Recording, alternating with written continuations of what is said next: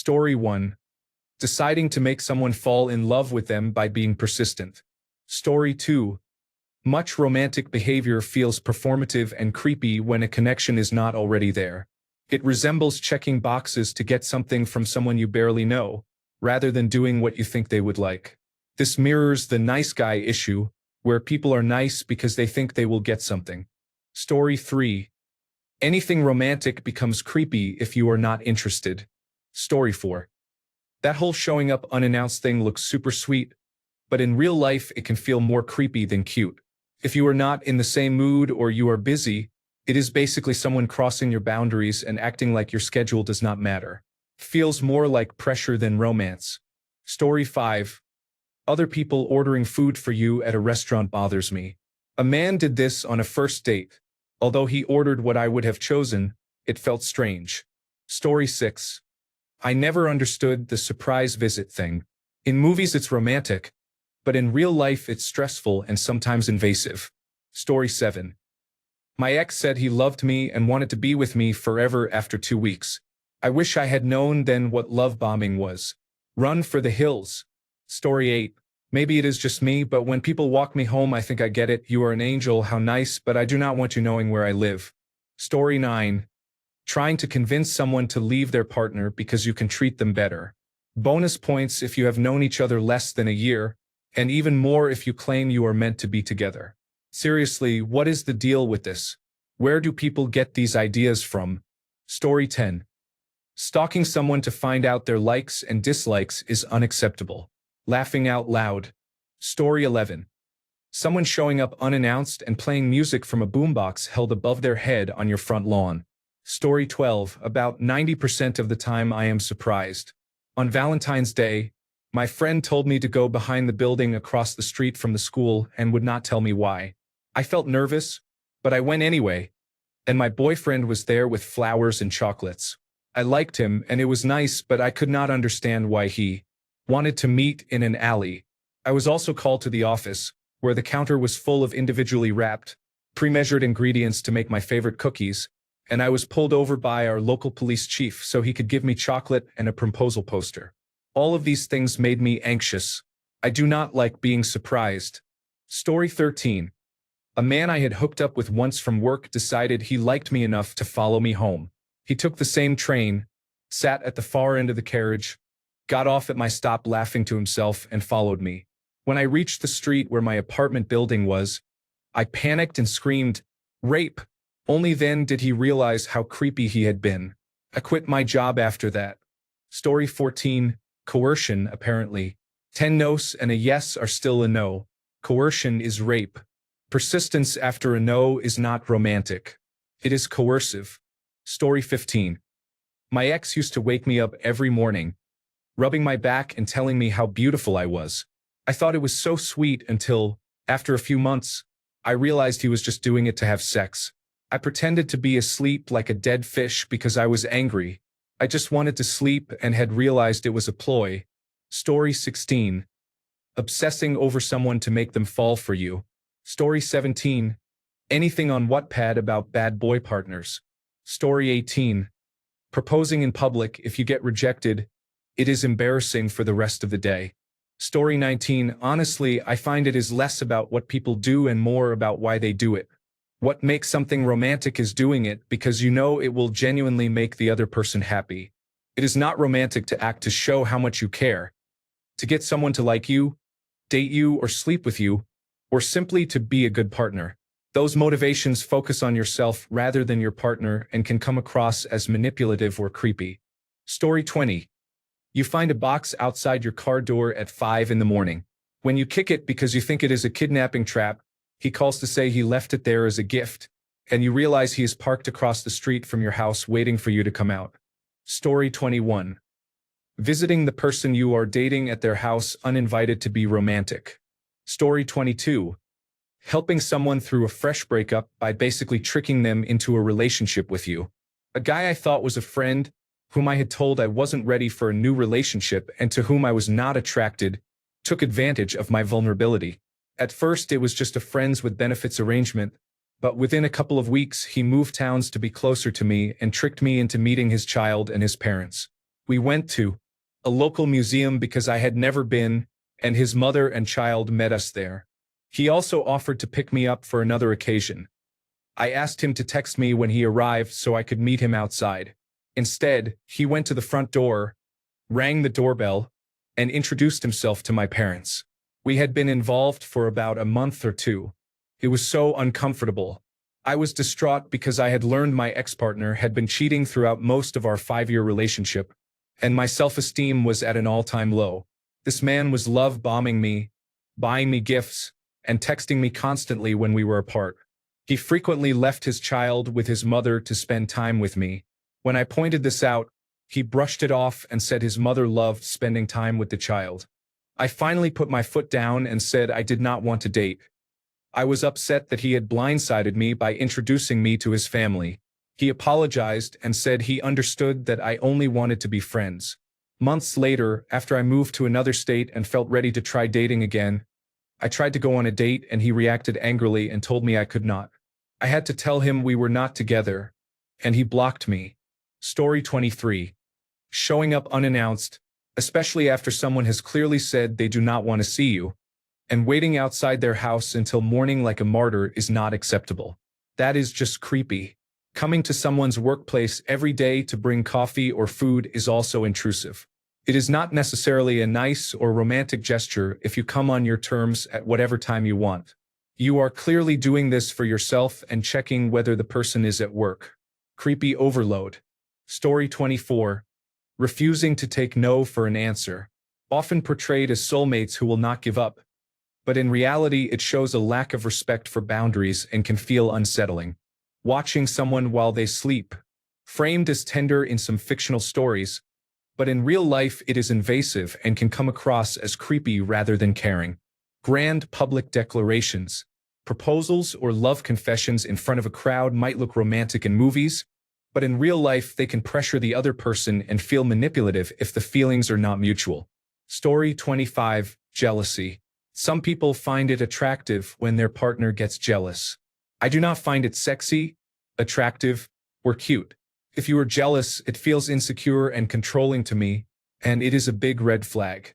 Story 26. Mirroring. It's okay to have many things in common. It's strange when your personality becomes theirs. I tend to think these shared likes are not genuine, but a manipulation to feign closeness. If someone will fake emotional intimacy this much, what other extreme acts might they be capable of? Story 27. Taking photos of you sleeping. I actually said what the fuck about that one. Story 28. When someone insists they love you after one date, love at first sight can feel intense and creepy. Story 29. Possessiveness. To me, there's nothing romantic about the whole "you belong to me" thing.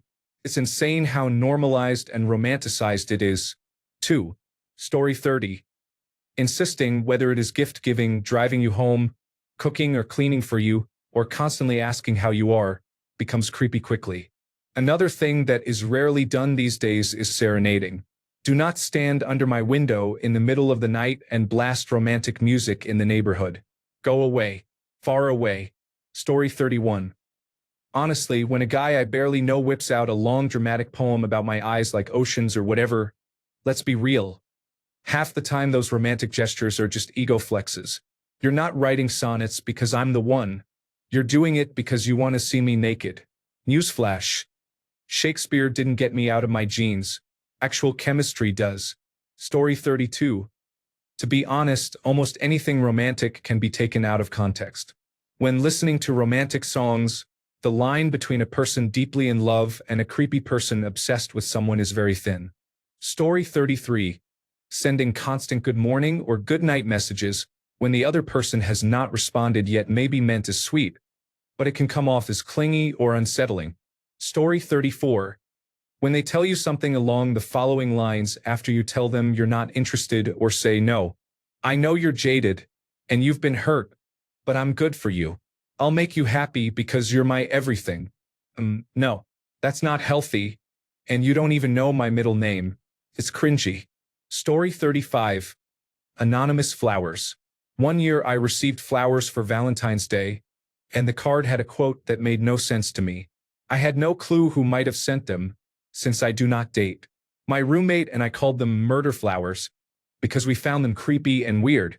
I refused to ask anyone if they'd sent them because I was annoyed. If it was meant to be obvious, they missed the mark and I was not going to play along. Story 36. Saying, "We are meant to be," after barely knowing the person. Story 37. Going through someone's phone is a sign of insecurity and an invasion of privacy. If you can't trust your partner, it's clearly a dead relationship. Story 38. A man I saw briefly showed me his list of facts about my name. It seemed fine in theory, but the unnerving part was that many of the facts were ones I had not shared with him, such as my family members' full names and addresses. I have a biblical name, and when he said, "As soon as I found out your name, I knew God wanted us to be together," it was also pretty unnerving. We met on Grindr and I laughed out loud. Story 39. Getting on your hands and knees and begging and apologizing. I had a hookup get on his hands and knees and beg me not to leave and go to work. He was naked and had a large penis, so it was even more awkward. I also had an ex get on his knees in public, fake cry, and beg me to forgive him after he put his hands on me for the umpteenth time. That was creepy and humiliating. Story 40. Cliché romantic dates and grand gestures that do not take the other person's interests into account. For example, someone posted asking if they were overreacting when their girlfriend of a few months did not appreciate a $1,000 diamond tennis bracelet he bought her. She seemed a little freaked out and suggested that concert tickets would have been more appropriate. Once a man described a romantic date he was envisioning for us that involved reading Chaucer in the park. I think he knew I was an English major and ran with the idea. It includes giving flowers to someone who does not like them or filling a room with candles for someone who dislikes strong scents. A mistake now and then is fine, but if it happens repeatedly, the message is that I do not see you as a person. Story 41. Avoid making proposals in public. Doing so puts social pressure on the other person to say yes even if they do not want to, and you may be embarrassed by a no. Story 42. A proposal during dinner? I don't know. Feels like you are just eating dinner. Story 43. Knowing someone for 1 or 2 days and declaring your deepest romantic love for them is emotionally immature. We are adults, not 14 years old. Story 44. Getting angry because the other person does not reciprocate your feelings. Story 45. When you have just started talking to a guy and he texts "Good morning, beautiful," it can give you the ick. I am happily married now, but when I was online dating a lot trying to find a husband, that used to happen to me. My now husband did not do this, and I think it was one of many things that attracted me to him. Story 46. Showing up at your workplace unannounced. Story 47. Do you know the difference between stalking and romance? In the movies, they call it romance. In real life, they call it stalking. Lavernius Tucker, circa 2007. I think the above quote explains most situations quite thoroughly. Story 48. Not taking no for an answer because you think persistence is sexy. Being jealous and protective are normal emotions in a relationship, but they should be worked through, not accommodated just because it feels thrilling to think someone is that into you. Story 49. Showing up unannounced at someone's house. In movies it is like, "I had to see you and I couldn't stop thinking about you." In real life, that is just anxiety in a hoodie. Story 50. I like these posts that are not pitting men and women against each other with sweeping generalizations about gender. It appears that the behaviors described in most comments have been experienced by people of all genders and sexualities, and the common theme is that sometimes people are simply unpleasant regardless of gender. More questions like this on Reddit would be welcome. Story 51. My ex used to follow me around the school halls. Is that creepy? Laughing out loud. Story 52. Pretty much everything the male cast does in Love Actually. Story 53. Some people think that jealousy is romantic. It is not. It is a terrifying, stressful, and soul-destroying trait in a partner. It shows deep insecurity that cannot be satisfied. Another misconception is when people think that someone standing up for them in altercations is romantic. That is also terrifying. It may feel flattering or protective at first, but you will quickly find that the person is actually looking for a reason to fight. Eventually, they will turn that aggression toward you. Story 54. Very public marriage proposals, such as having the proposal displayed on the Jumbotron at a ball game you are both attending, put a great deal of pressure on the other person to say yes. Story 55. Kissing someone while they are talking or arguing with you, especially without consent, is inappropriate. Story 56. Someone who treats boundaries as a challenge. Story 57. I find it odd when men pick out an outfit for their girlfriend or wife for a date, especially when they post photos of it laid out and call it sweet. Story 58. It depends on whether the person on the receiving end likes you. If they do not like you, it is creepy. If they do, it can be cool, funny, or romantic. Story 59. Use a location sharing app to share your location so you can meet up or be honest about where you are going. Story 60. Excessive possessiveness. I do not understand why people find that romantic. Story 61. I dumped a man I was casually dating after he sent me flowers at work following the first time we had sex. To me, it felt like a public announcement that we were seeing each other, and I had already told him I was not ready to put a label on the relationship. Story 62. Calling 100 times a day to check in. My phone thinks it's being stalked too. Story 63.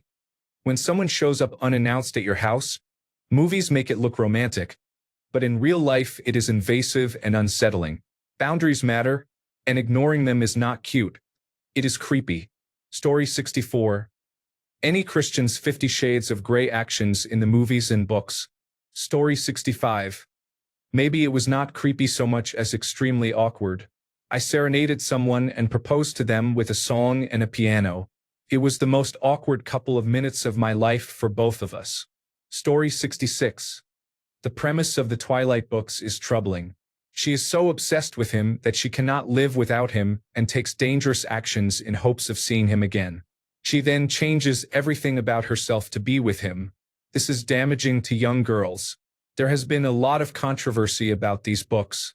I enjoyed them as a light, casual read, but for the young audience they were written for, they are problematic. Story 67. I can't stand people who just show up unannounced. I find it rude and invasive, and it makes me anxious because they can come by at any time and I have to deal with it. I have several friends who do this, and I have told them not to anymore. I would never arrive without calling or giving advance notice, so I don't understand why they do it. Story 68. Extreme jealousy occurs when someone wants to punch any man who looks at you. It is scary and insecure. Story 69. Women say they want a man who is funny and spontaneous, but when I knock on the bedroom window at midnight in clown makeup, it's all tears and hysteria. I'm just kidding. I'm married and only tease my wife. Story 70. When someone stares at you as if they want to kiss you or stares intensely for a long time, people say, "Ah, the way he stares at her. May this love find me." But in reality, while he is staring, I feel a little uncomfortable because he stares so hard. I always thought I wanted to be looked at like that, but being looked at all the time is tiring. Story 71. I may be alone in this, but gift giving before knowing someone very well makes me feel like I'm now indebted. Story 72. Everyone loves that Celine Dion's man fell in love with her and waited, but my girl is better off with Terrence or Philip. That's fucking creepy to fall in love with a 13-year-old child. Story 73. When someone surprises you with a song they wrote for or about you, or with other writing about you, it can work sometimes, but most of the time this behavior is unwelcome and creepy, and the writing is often insulting. Story 74. Wiping your lover's face with your saliva, like a mother used to do, and then kissing them in public. Story 75. Grand gestures too soon and love bombing. Grand gestures can be alarming. For example, someone might say, "We went to this cafe once or twice. It is our place," and present a framed portrait of the two of you standing outside the cafe even though you have only been dating 3 or 4 months. That is a big red flag and comes off as creepy in real life. Love bombing is similar. Early in a relationship, a person may quickly say, "I love you," and act obsessively. Those are major red flags. People with low self-worth, I have been there, can be easily drawn in by this manipulation tactic. Story 76. I really side-eye a lot of grand romantic gestures.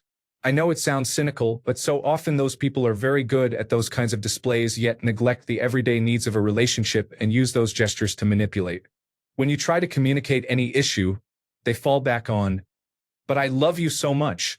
Remember the time I picked you 1,000 flowers and hand-delivered them to you at work?" As if that corrects the fact that you have asked them to work on an issue, communicate better, or whatever you need from them. It is not always a red flag, but it does make me look closer. Story 77. Ordering for someone at a restaurant. I don't know if this is creepy, but it feels odd to me. How would I know what my date wants? Story 78. Sliding into someone's direct messages at 3 in the morning with a 5-paragraph love confession feels more like stalker vibes than romantic. Story 79. A man tried to psychoanalyze me less than a week after I met him. I have met men who rush physical intimacy, but rushing emotional intimacy was a bizarre experience. Getting to know someone on an intimate level takes time and needs to unfold naturally. Story 80. Showing up uninvited outside your house or workplace is not acceptable. Some people may call it sweet, but if you did not agree to it, it is just creepy. Story 81. Many people describe jealousy and possessive behavior as cute or as signs of dedication. It is not cute. Jealousy is actually the #1 predictor of an abusive personality, even more so than problems with anger regulation or substance abuse. Story 82. Someone telling me the things they would let me do to them is insulting because it treats sex like a favor I am receiving. Story 83. Standing outside someone's house and refusing to leave until the person agrees to go out with you or forgives you for something. Story 84.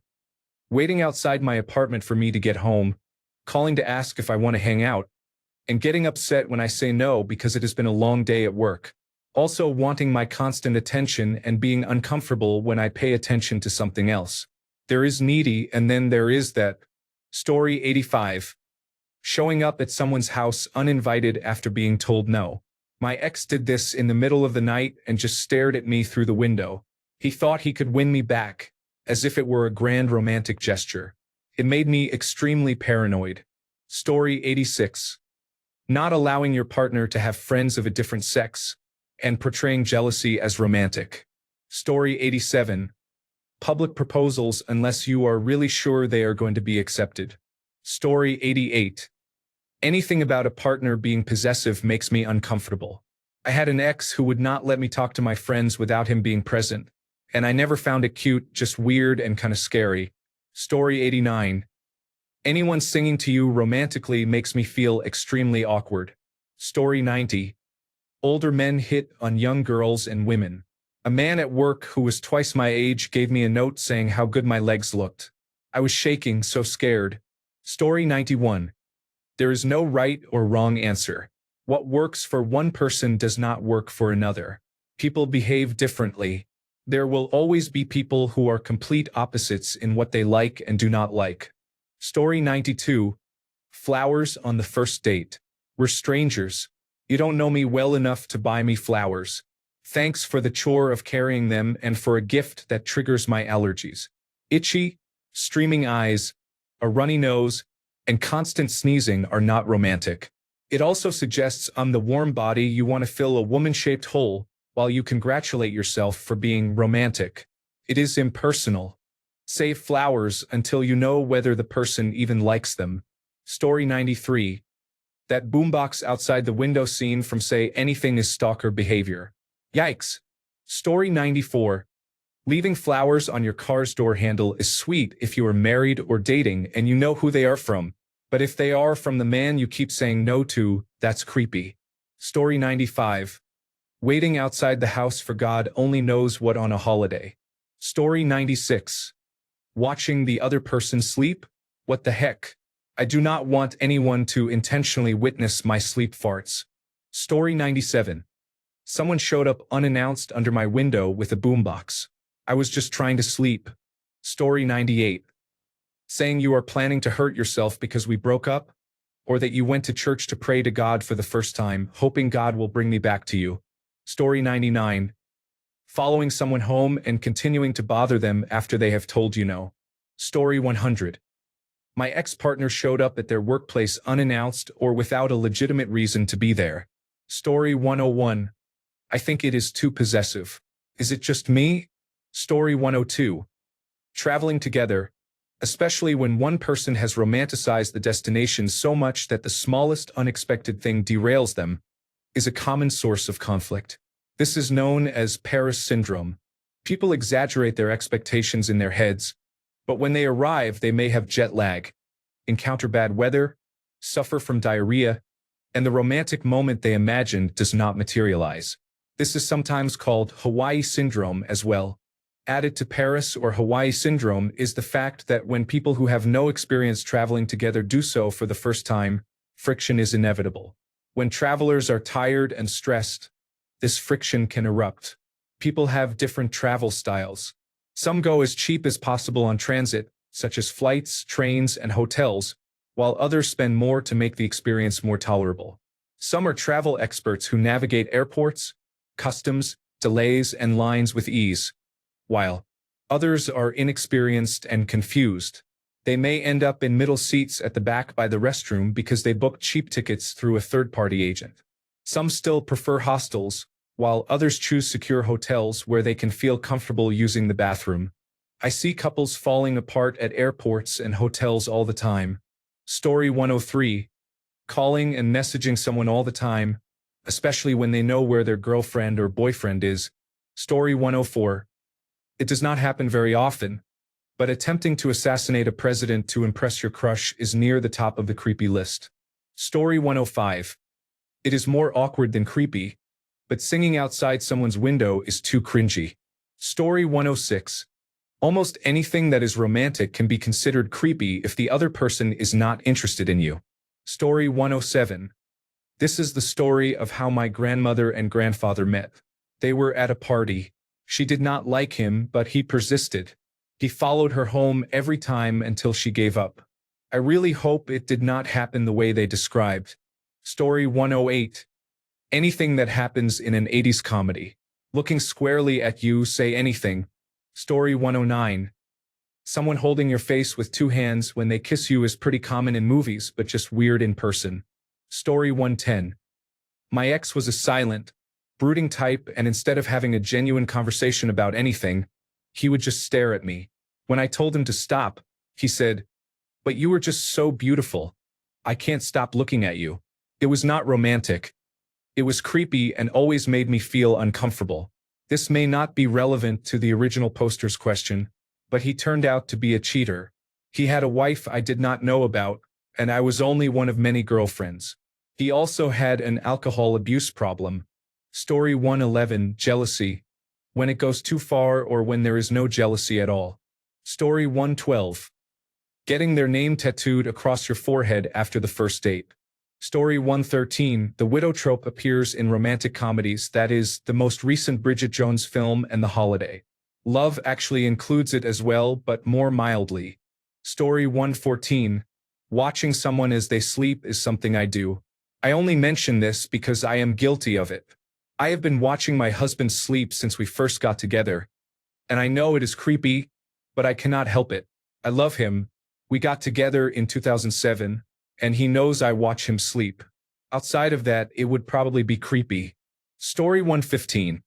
I have discovered that staring into your partner's eyes intently can make some people uncomfortable. Thanks a bunch for sticking around till the end of the video. Remember to subscribe, and until next time, stay awesome and goodbye.